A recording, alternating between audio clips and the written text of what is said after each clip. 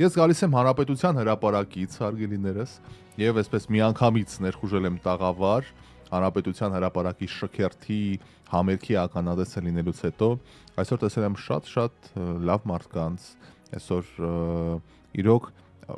երևանցիները, Երևանի հյուրերը, տարբեր շրջաններից մեր հայրենակիցները եկել էին հանրապետության հրապարակ ներկայացնելու իրենց բիզնեսը, իրենց արտադրանքը, իրենց աշխատանքը եւ ուրախ եմ, որ վերականգնվեց այսօր այդ ճակերտավոր կամ առանց ճակերտների շքերթը հանրապետության հրապարակում, բայց ոչ թե կոմունիստական ինչ-որ գաղափարախոսությամբ, այլ այսօր ներկայացվեցին հրապարակով պատվո շքերթով անցան խոշոր բիզնեսները հայաստանյան։ Եվ երբ որ դիտում էի այդ կադրերը, լինի դա ավիաընկերություն, լինի դա գինեգործություն, լինի դա խորոված քյաբաբ, լինի դա հեռախոսային օպերատոր, ցանկացած բնագավառ։ Երբ որ ես տեսնում եի աշխատակիցները անցնում են, դա կարծես արտացոլանք լիներ, արտացոլանք մեր տնտեսության, մեր էության, որովհետև պետությունները ոնց են հարուստ։ Պետությունները հարուստ են պետության բիզնեսներով, այդ պետության աշխատողներով, աշխատակիցներով։ Իսկ եթե պետությունը չունի աշխատողներ, չունի խոշոր բիզնեսներ, ամեն ինչը կենտրոնացած է 1, 2, 3, 4, 10 մարդու ձեռքին, այդ այդքան էլ լավ պետություն չի, կամ միապետությունը, կամ գողապետությունը, ինչը շատ ավելի նման է մեզ։ Դրա համար այսօր անցնելով ծափերին արժանանալով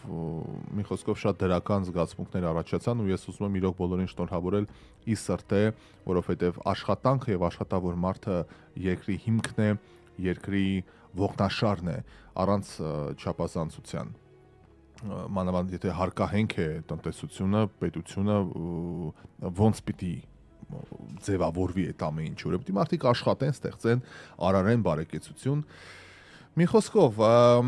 շնորհավորում եմ մայիսի 1-ի աշխատանքի եւ աշխատավորի միջազգային օրվա առիթով, եթե կան մարդիկ, ովքեր կցանկանան միանալ շնորհավորանքներին, կարող եք զանգարել եթեր, ձեր տեսակետը հայտնեք, հարգելի բարեկամներս, ձեզ ինչպիսին պիտի լինի այսօր մանավանդ հայաստանյան աշխատավոր մարդը, ինչ ձևաչափ պիտի ինքը ունենա, ինչ արժեքներ պիտի դավանի, ինչ առաքելություն պիտի իրականացնի վերջը 747-477-3444 ուղիղ եթերի հեռախոսահամարը գործում է եւ նաեւ մեկնաբանություններ կարող եք անել, կիսվեք հրապարակումը, թող ձեր ընկերները, ծանոթները եւս տեսնեն։ Ես շարունակում եմ շնորհավորանքների տեղատարափը։ Մայիս 1-ը դա պարզապես ինչ որ օրացույցային օր չէ, այն հիշեցնում է այն մարդկանց մասին, որոնց ձեռքերով կառուցվում է պետությունը, կառուցվում է տնտեսությունը, աշխարհը, որոնց քրտինքով ստեղծվել են արժեքներ, որոնց լուրջ ջանքերը հնարավոր է դառնում իրականանալ եւ իրականությունը տեսնել ամեն օր լուր ջանքերով։ Աշխարհի առաջնորդներն ու երկրի ղեկավարները այսօրը շնորհավորում են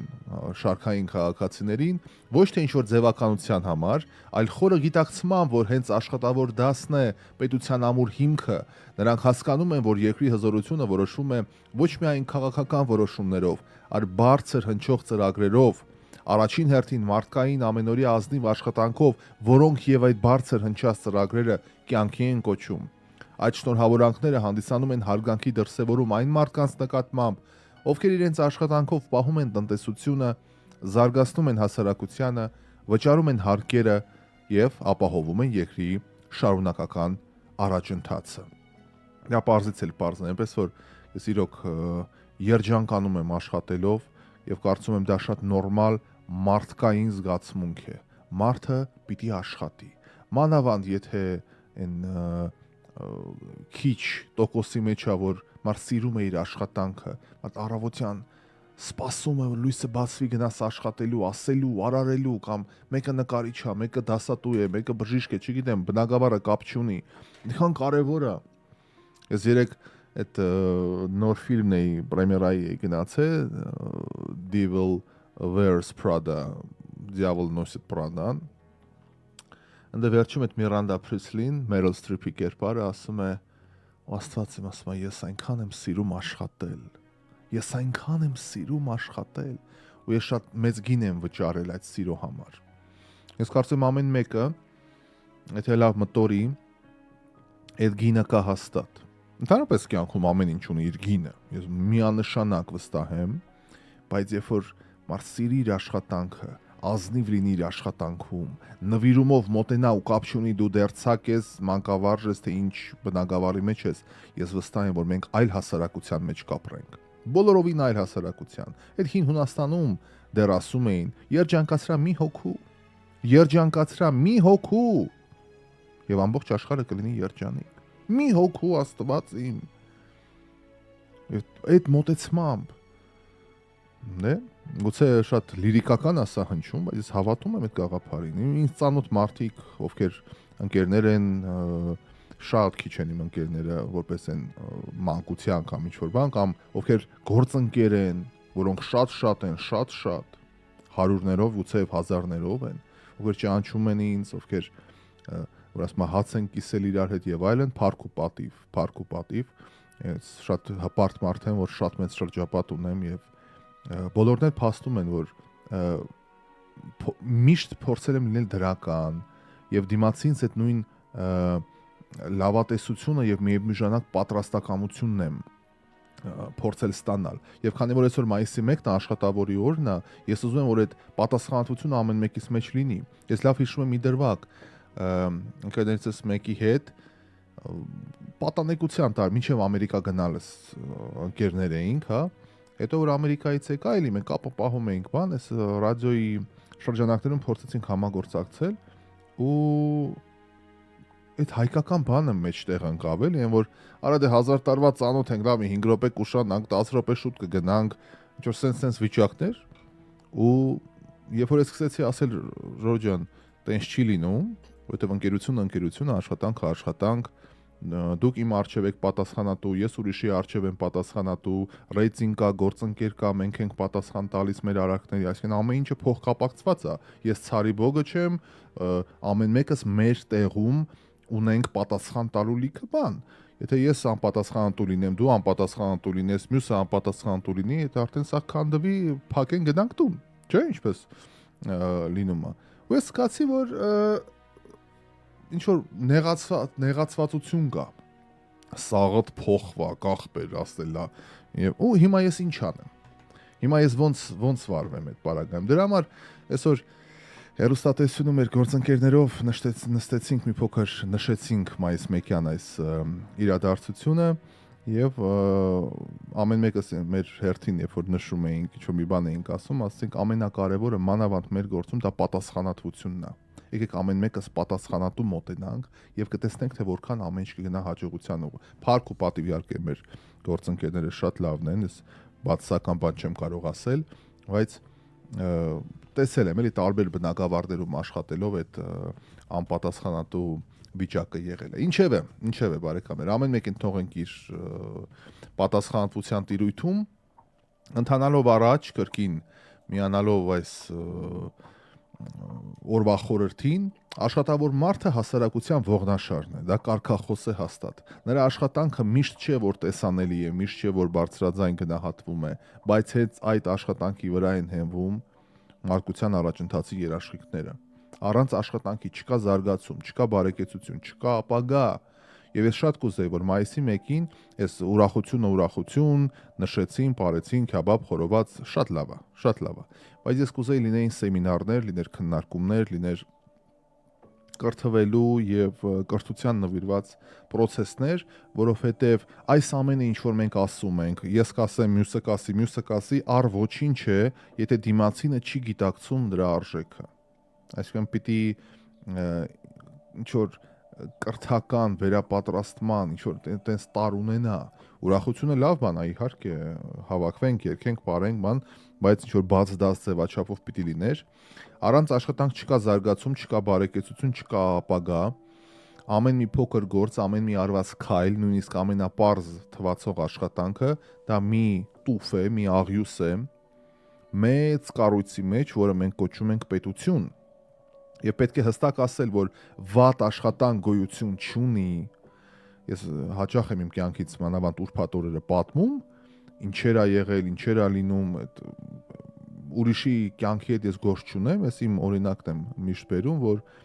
առաջնորդվել եմ այդ գաղափարով, վատ աշխատանք գոյություն չունի։ Ամենավատ աշխատանքը նա է, երբ որ դու ստիպված ես ձեռք մեկնել մյուսին Երբ որ աշխատանք չկա, դու ասում ես, չէ, սա չեմ անի, նա չեմ անի, նա չեմ անի։ Ինչը ցավոք Հայաստանում շատ տարածված է որոշ օղակների մոտ։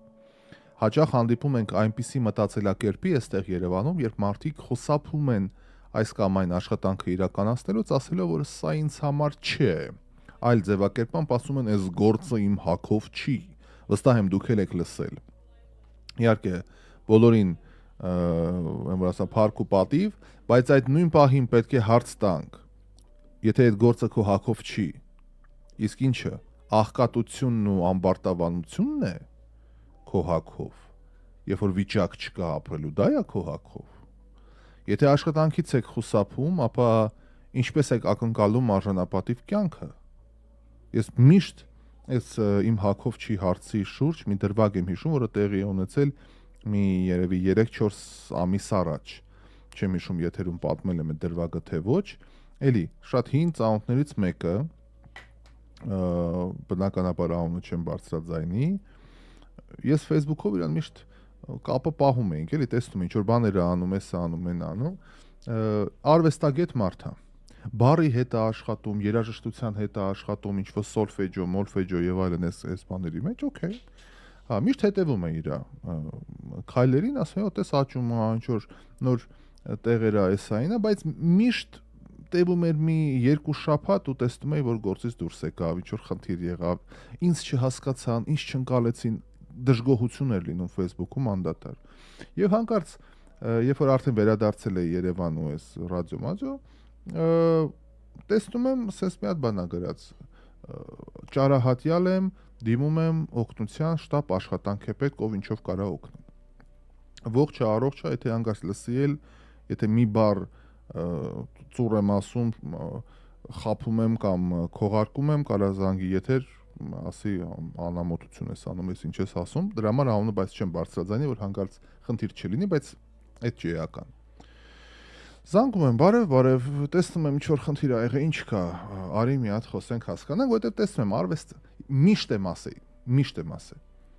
Արվեստի կողքին, եթե քո ամեն մեկս մեր հնարավորության չափով, ես իմով չեմ, ես իմ ինչ հնարավորություններ չունեմ եւ այլն, ամեն մեկը իր չափով արվեստին պետքա ձեռ մեկնել, Ժողովուրդ ջան։ Ես իմ գործընկերներին եմ ասել, ես իմ գրքի գործընկերներին եմ ասել, եթե հիմա Աննան լսում է, Աննա ջան, Աննան Կիսիլովա, եթե լսում ես, Աննա ջան, իմ հարազատը, այնտեղ նույն Հելենը եւ էլի շատ են մարդիկ, ովքեր իմ կողքին են եղել տարբեր հարցերում, այդ թվում նաեւ մեր գործընկերները, ես միշտ այս նախադասությունը ասում եմ, արվեստի կողքին հայաստանյան իրականության մեջ պիտի կանգնի խոշոր բիզնես։ Եթե խոշոր բիզնեսը արվեստի արժեքի կողքին չկանգնես, չի կարող։ Մտավորականը Հայաստանի պարագային, որովհետև գիրքը,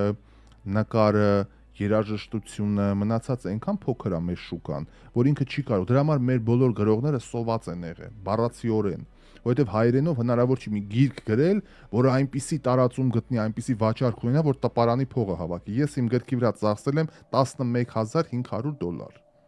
Դա անասելի է, այսինքն ես ինչքան 5,000 դրամով այս գիրքը ես Հայաստանում ինչքան պիտի ծախեի։ Ինչքան պիտի ես վաճառ ու դա տպարան, գլանցի թուղթ, հեղինակային իրավունքների պաշտպանություն, Միացյալ Նահանգներ, տեղափոխում, ամեն մի գիրքը, որ մեկը առնում է այս գիրքը, ասենք Հոլանդիայից առավ, Ամստերդամ, Ֆրանսիայից, Իսպանիայից, Հունաստանից, Հայ Փոստի գիննա գնացեք նայեք, 11,200 դրամ մենակ գրքի փոխանցելու փողն եմ տալիս։ Այսինքն դա անասելի է, դրա համար մտավորականների կողքին կանգնել է պետք կարճ ասած։ Զանգում եմ այդ տղուն, մտավորական ես եղբայր, արի դնամ ինչ ա եղել, ինչն է քրիտիկական եւ այլն, պարզվում է որ աշխատանքը, որով նա զբաղվում է, ատում է, մատուցող է աշխատում, ասում է ես չեմ կարում, ես վեհի եւ վեհագույնի շուրջ եմ մտածում, դա իմը չէ, բան։ Մի խոսքով դեպրեսիայի մեջ է մարդը, օքեյ։ Ասեմ հարգելի, ինչքան ես վաստակում։ Մի հատ թիվ է ասում, 2 շաբթից մինչև շաբաթ այս ինչ գործի մեջ եմ եւ վաստակում եմ այսքան գումար։ Եվ մատուցող ու հա, մի խոսքով իրան վիրավորված ազգում, թեպետ հարգանք ու պատիվ մատուցողի աշխատանքում եթերում ասեմ որ հանկարծ սխալ բան չլինի, երբ որ ես սովորում էի Յուտայում համալսարանում, ես էլ եմ մատուցող եղել, որ իմ աշխատավարձ, իմ ուսման վարձը կարողանամ տալ։ Այսինքն սխալ հանգած որևէ մեկը չհասկանա ու նենց չի որ 2-3 շաբաթ համարյա մի 6-7 ամիս աշխատել եմ, բայց այդ չի կարևոր։ Ասեմ, օքեյ, նայ, դու գրող մարդ ես։ Մեր ռադիոյի համար ջինգլներ ա պետք գրել, տարբեր տողեր, տարբեր արտահայտություններ, տարբեր սրամիտ մտքեր, դու բառի հետ ես աշխատում, արի մենք ես տալիս են կաբինետ, հյուսիսային պողոտա, ընտիր համակարգիչ, երաժշտություն, հլոթես ինչ պայմաններ ա ստեղծված, արի նստենք իրար հետ աշխատենք։ Ես եւս մեկ առանձին ստուդիա եմ հավաքում, այստեղ բանում արդեն Աջափնյակում ա։ Կգաս երեկոյան ժամերին ընտեղից կաշխատես Լոս Անջելեսի ժամով երեկոյան մտնենք եթեր իրար հետ բան,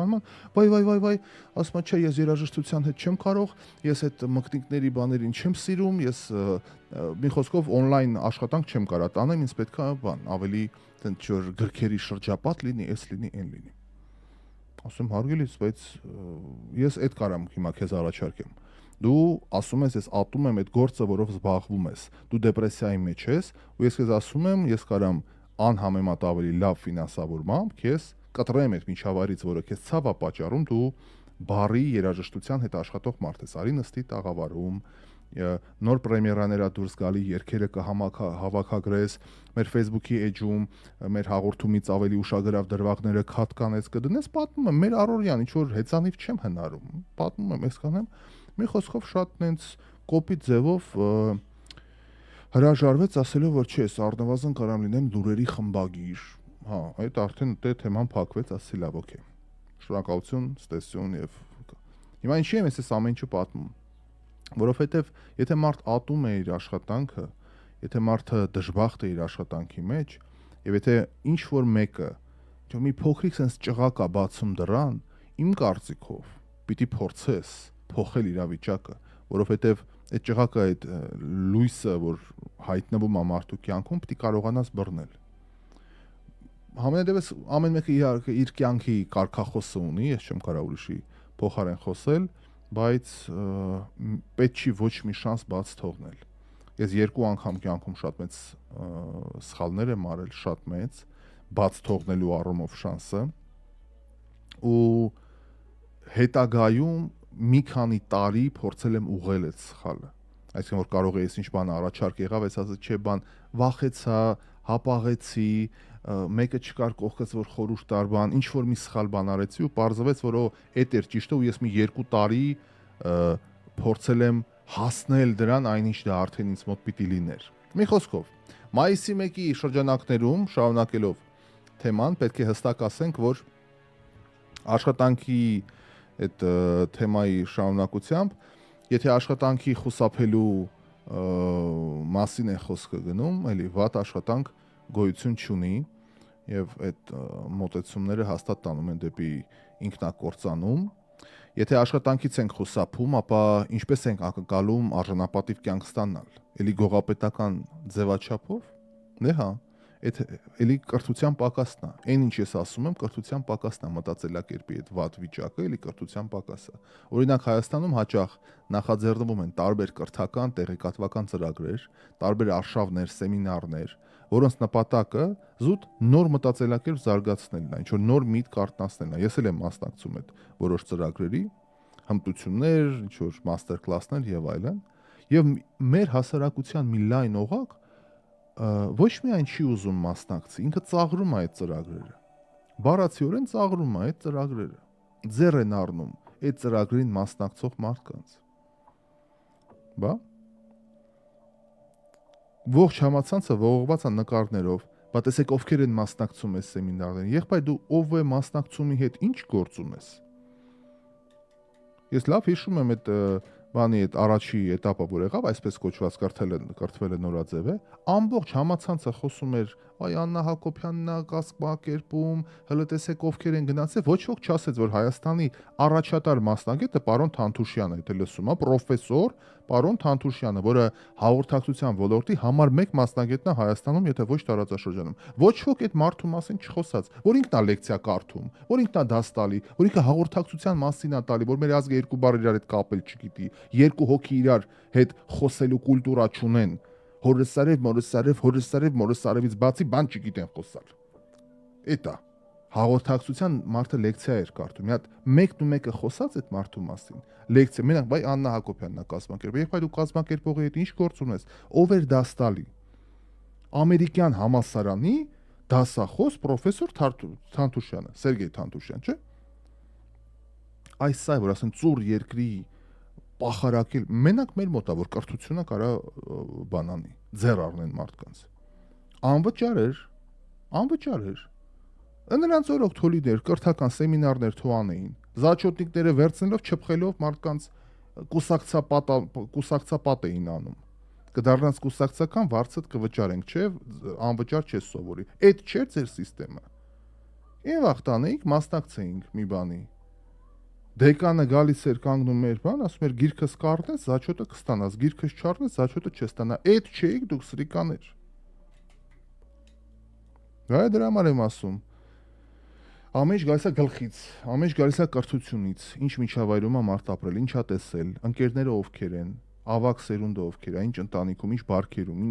ինչա տեսել, դա սովորել է։ Ասում են սրանք պիտի մեզ կրթեն, դե ձեր ձայնագրությունները լսելով հասկացա ով պիտի ձեզ կրթի։ Հոտ-դոգ ու շլվար չունեցողները։ Շլվար առամ, հոտ-դոգս կերամ, այդ է ձեր մակարդակը։ Դմբուզներին վեկալեցի գնացի ընտրության։ Էտա դմբուզների վիճակ։ Ինչ։ Դմբուզ վիճակ մի հատ։ Այդ չէր։ 3 կես ժամ միասին լսում էինք այդ բաները։ Գաղտնալսումները։ Նող կանք համարտ ապրում։ Ոնց կարող է այդ հասարակության մեջ այդ երևույթները որ կան, հա, ընդհանուր մի հատ արժե համակարգ որդեգրես, որ բոլորի համար ընդունելի լինի։ Չի կարա տենց բան լինի։ Որտե դու ինչ ասես այս վիճակները շլվար չառամը, այս մակարդակի մարդկանց հետ ինչ խոսամ։ Մյուսը ինչ ասի, ինչ բացատրի։ Զանգարում են, եթեր ասում են Ռաֆայել ջան, ախր պետքա կրթել այդ մարդկանց։ Ձեր ցավը տանեմ այդ կրթության մարդկանց ձեռ են առնում։ Ինչ կրթես, ում կրթես, ոնց կրթես։ Կրթել կարելի է մանկապարտեզից, դրա համար 500 դպրոց են սարքում այս ջարդուփշուր երկրում, որտեղ դպրոցում մանկապարտեզները ծախել են։ Երկիր, որտեղ քանդել ու ծախել են մանկապարտեզներ, այդ երկիրը վերջում կծախվի։ Գերմանիայում մի հատ փիլիսոփա ասում էր այն նացիստական Գերմանիայի այդ այլանդակ ժամանակները, ասեց երկիր, որտեղ այրում են գրքերը, մի օր մարդկանց էլ կայրեն։ Ու տենց էլ եղավ հոլոկոստը։ Հիմա ես եմ ասում, պամատիվեմ գերմանական այդ փիլիսոփայի անունը չեմ հիշում, հեսա Google կանեմ կիմանամ։ Երկիր, որտեղ քանդել են մանկապարտեզ ու դպրոց, այդ երկիրն է քանդվելու։ Տենց էլ եղել է։ Հիմա մեկը մենք Երևանի, ես եկել ենք Ռուսաստանից, ես Երևանի Իսակովի դպրոցն եմ գնացել։ Վարակույ պատուհաններ կային, սենյակներ, ոչ ամենտեղ, բայց պատուհանները պոլիէթիլենային տոպրակով էին կպցնում։ Բա դու գյուղերում պատկերացնում ես ինչ վիճակ է։ Այնց էինք սառում, սարցակալում էինք։ Ձերքները ասես տակներս էինք դնում նստում, հանում էինք մի բար գրում էինք, էլ դնում էինք տակներս նստում էինք, որ մատներներս տականա։ Այդ պայմաններում ենք մենք մեծած։ Դա մութ ու ցուրտը չէր։ Դա անցել էր։ Արդեն փառահեղ հաղթած երկիրն էր։ Հաղթող երկիրն էր։ Ես պատմել եմ այդ պատմությունը, մեծամտությունը, բայց իմը պապիս է ֆինանսավորը դպրոցում ջերուսման համակարգ, հայրս էլ անվտանգության համակարգ բերեց, այդ շլագբաում բերեցին դպրոցի բակում դրեցին, որովհետև նիվեկով մի հատ երեխա էին եկել գցե տակը, այս դքոտ տեղ էր։ Էտա մեր, բա դու գյուղերում մինչև հիմա մի հատ գյուղի անուն կա, տալիս եմ նեղանում են, դրա համար էլ չեմ տալու, գյուղացիք գրել էին Ռաֆայել ջան, ամեն անգամ մեր գյուղից ես խոսում, էլ չեմ ասում այդ գյուղի անունը, դե պրակտիկա եմ անցել էլի։ Հա։ Հատակ չկար, բետոնի վրա էին երեխեքը նստում, մաշտոցի նկարը կախած։ Ու հիմա տեսեք ինչ դպրոցներ են սարքում։ Այստեղ մեր պատուանի տակի մանկապարտեզը ծախեցին կերան։ Ծախեցին այդ մանկապարտեզը, որ մի քանի սերունդ է գնացել։ Հիմա սարքում են, տեսեք ինչ գույներով, ինչ լաբորատորիաներով, ինչ երաժշտական գործիքներով։ Ու առաջին անգամ ես լսեցի, էլի ես կրթության նախարարությանը լիքը հարցեր ունեմ, այդ ուրիշ թեմա է։ Բայց ես առաջին անգամ եմ լսում այդ կառավարության նիստի ժամանակ, որ վարչապետը ասեց, որ դպրոցը լինելու է այդ մարզերինը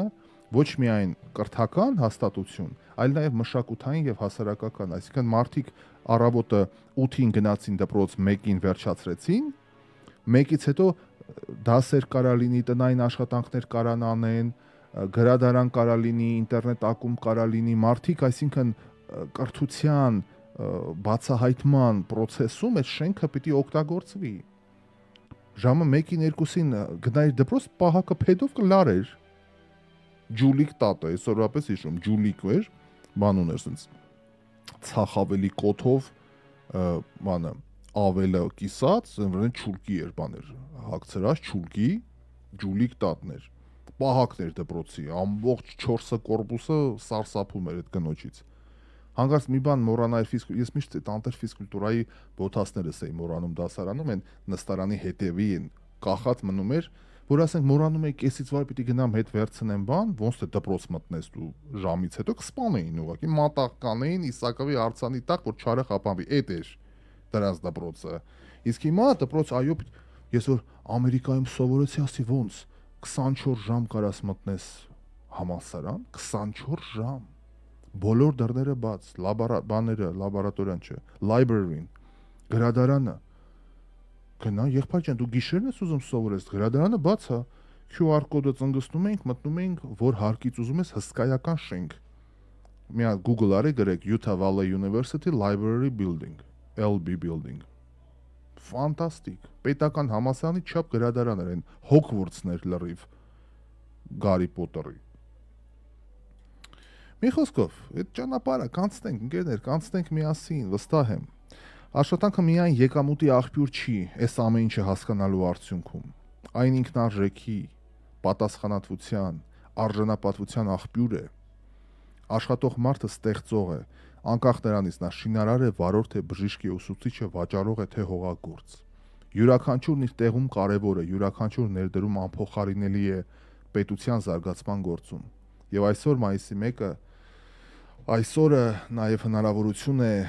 վերարժևորելու մեր վերաբերմունքը աշխատանքի նկատմամբ, հարգելու աշխատանքը։ Եվ հարգել աշխատանքը նշանակում է հարգել նաև աշխատող մարդուն, ուրիշին հարգել, հետո նոր ինքդ քեզ։ Եվ այս խոսքերի մեջ էլ տողատակեր կան։ Դու եթե դիմացինին հարգես աշխատանքի մեջ, մենք տասնամյակներով մատուցողից խոսած ենք, չէ՞, մատուցողին ստորադասել ենք, նսեմացրել են։ Մատուցողը եղել է ինչ-որ մի ասենց վիճակ, բայց ինքն է բերել մի երկու համով բան, որ զղկտվեն։ Հասկանում ես, իսկ մեր մոտ ես տեսել եմ։ Էլ լմոխրամանալը վազելովալի փոխի բան, այս հասկանում եք, հիմա օրինակներ չբերեմ։ Հիմա փոխվել է, հուսամ փոխվել է։ Հուսամ։ Եվ վերջում ընկերներս մտորումների եւ գովազդային դաթարից առաջ հաճախ մենք լսում ենք խոսքեր Հայաստանի բարեկեցության, Հայաստանի զարգացման, Հայաստանի հզորացման մասին։ Բայց արդյոք այդ խոսքերին հետևում են գործերը, քայլերը, արարքները։ Արդյոք յուրաքանչյուրս մեր տեղում իրոք անում ենք այն, ինչ կարող ենք անել մեր երկրի արժեքների ստեղծման համար, թե բավարարվում ենք միայն կենացներով եւ ինչ որ խոսքերով։ Ամեն մեկս խաղում ենք այդ դերը,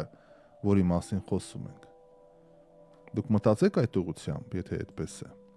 Հիմա մեզ մոտ կլինի գովազդային դաթար, մեր հարգելի գործընկերներին ասենք շնորհակալություն, որ մեզ հետ են, մեր կողքին են, եւ մայիս 1-յան եթերը կշարունակվի գովազդային դաթարից հետո Յոգա ուղեղի համար։ Ռաֆայել Մնացականյանի հեղինակային ծրագիրը ամեն ուրբաթ առավոտյան 8:08-ին։ Յոգա ուղեղի համար։ Եվ մենք եկանք հարգելի բարեկամներ եւ ասվեկական բարի օր, բարի լույս, իմ հրաշք ժողովուրդ, այսօր մայիսի 1-ն է, օրը ուրբաթ, ամիսը մեկնարկում է, աշխատանքային շաբաթը ավարտվում է, մեզ մոտ մի քանի օր աշխատանքային չէ, թեպետ այսօր աշխատել ենք հո, այն էլ ինչպես, բայց Հայաստանի պարագայում լոսում չէ, բայց Հայաստանում մինչև ասի 5-ը ազատ ենք, օլալա, հեսա Մակրոնին ենք դիմավորելու, եվրոպական մի շարք առաջնորդներին, յասիչան, շատ լավ է։ Հիմա եւ ավանդույթները չխախտելով հայ-ամերիկյան օրագրից մի պատառ ներկայացնեմ օրվա կապակցությամբ աշխատավոր մարդու օրն է այսօր, իսկ գրքում մի քանի տող գրել եմ դրա մասին եւս։ Նվիրում եմ բոլոր աշխատողներին։ Այսօր աշխատավոր մարդու օրն է, չգիտեմ ինչու, տարիներ շարունակ, երկար ժամանակ աշխատավոր ասերիս մուրճը ձեռքին բանվոր էի պատկերացնում։ Հետո տարիք հառնելով հասկացա, որ այդ հիշնիկներն էլ է նախար աշխատավոր, ուսուցիչը, բժիշկը, այսինքն գրեթե յուրաքանչյուր ոք, մարդ ով աշխատում է։ Առասարակ աշխատելուց, վաստակելուց հաճելի լավ բան իմ կարծիքով չկա, եթե իհարկե վաստակը արդար վաստակ է։ Թեպետ Հայաստանի Հանրապետության օրենքով 16 տարեկանից ցածր օրինական աշխատել չի կարելի, բայց պետք է խոստովանեմ, որ աշխատել եմ 14 տարեկանից։ Ավագ դասարաններում սցենարներ, ռեֆերատներ եւ շարադրություններ էի գրում։ Փողով։ Հիմա մայիսն է, այսօր մայիսի 1-ն է։ Մայիսը ժողովուրդ գործերից ամենալավ ամիսն էր։ Ընտիր էր ուղակի։ Վերջին զանգի սցենարներ էի գրում։ Ես 8-րդ դասարան, 7-րդ դասարան, 10-րդ դասարանցիների համար հերթի տակ 60,000, 80,000, 100,000 նայած, բան ասենք միջինում հաշվենք 80,000։ 10-20 հատ սցենար էի գրում։ 14 տարեկան դու հասկանում ես ինչ փող է։ Գրում էի սցենարներ ու թող բոլորը ասեն, բոլորը ով գնա կհասնես YouTube-ել ենք դնում, աշխարհը տեսնում է։ Մեկը չէր կրկնվում։ Մի հատ սցենար կյանքում չէի տեսնի, վայ, այս ինչ դպրոցում, էսի խաղացին, այս ինչ դասարանում նույն բանը գնաց, անունները փոխվեցին, երբեք։ Բեմադրել եմ ամենաուժեղը, ուրեմն սովորաբար ինչ ձևի սցենարներ էին, ասեմ։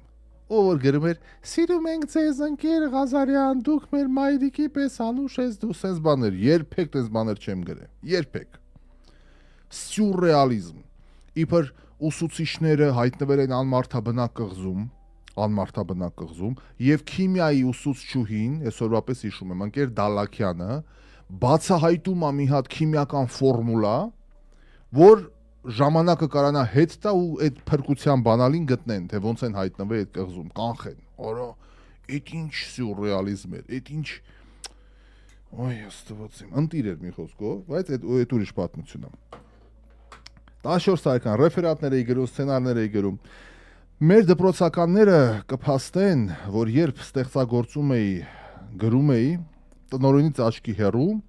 էլ բուժքույր, էլ բուֆետպան, էլ բուֆետի աշխատող, էլ պահակ, էլ ուսմասվար, էլ լաբորատորիայի աշխատակից հավաքվում էին դասղեկի սենյակում, ընկեր Անատոլյան ջան, խոստովանեք, որ տենց էր։ Ծիծաղում էին, ճաքում էր լսարանի պատերը ծիծաղից։ Կարճ ասած ֆուրոր էր, ֆուրոր։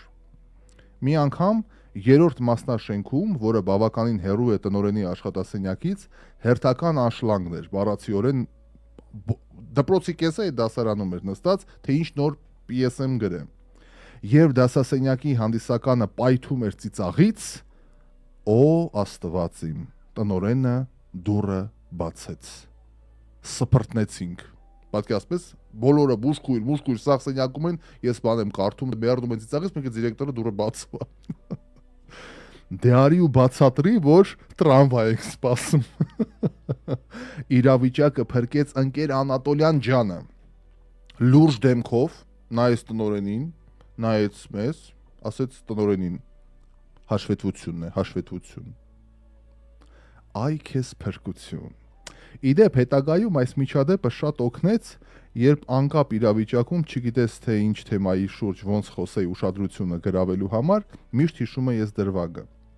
Անհիշելի ժամանակներից բարեկամներ հայը ընկալվել է որպես աշխատող, ստեղծող, արարող մարդ։ Հետո է այս վայրի վերումների արդյունքում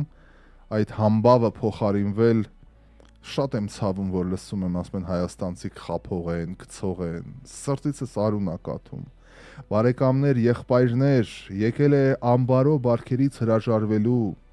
նվիրումը կրկնապատկելու, աշխատանքը որպես առաքելություն դիտարկելու եւ իղշա հայրենիքի ծառայեցնելու ժամանակը։ Չգիտեմ դուք ոնց, բայց ես հավատում եմ դրան։ Փոքրիկ sense մտորում հարգելիներս։ Ոչ ոք չի նկատում քո անքուն գիշերները, սեփական անկողնում քո թավալվելը, դեռ լույսը չբացված ոտքի ելնելը, երկու աշխարհամասերի միջև կիսվելը եւ ամեն մի կիսագնդում ամբողջապես ներկա մնալը, ոչ ոք չի տեսնում քո անverջ վազքը, երկար մտորումները տարբեր գաղափարների շուրջ, երազները, որոնք դատապարտված են, ոչ ոք չի տեսնում ծանր օրդ, ոչ ոք չի հաշվում, թե քանի անգամ ես հատում օվկիանոսը եւ ինչ գին ես վճարում դրա համար, ինչպես ես պայքարում քնի դեմ, երբ աչքերդ փակվում են անվերջանալի թվացող ժամային փոփոխություններից այս, թե ինչպես է քո դեմ ապստամբում մարմինդ, որը ունակ չէ հասկանալու, թե տվյալ պահին որ ժամային գոտում ես հայտնվել գրողը տանի։ Ոչ ոք չի պատկերացնում այն իրավիճակը, թե քեզանից որքան ուժ է պահանջվում, որպեսզի տասնյակ ժամ թռիչքից հետո դեռ օդանավակայանից նոր դուրս եկած վազես ձայնագրության, եթերի, տեսագրության, բեմահարթակ, որտեղ մարդիկ քեզ սպասում են։ Ոչ ոք չգիտի, թե օրվա ընթացքում քանի զանգ, նամակ, հաղորդագրություն ու մեկնաբանություն է ստիպում մեկնաբանել, պատմել, պատասխանել։ Արդյոք նկատել են, թե մինչև գիշերվա քանիսն է վառ մնում աշխատասենյակիդ ճրագը։ Ոչ ոք չգիտի, թե ինչպես են ծանրանում մտքերդ, թե ինչպես է սեփական ձեռքերիդ մեջ քարշ տալիս ձեռագիրդ քեզ տողերով։ Արդյոք մեկը հաշվել է, թե ամեն օր քանի տող ես գրում, քանի թերթ ես կարդում, քանի էջ ես խմբագրում եւ քանի ժամ ես խոսում։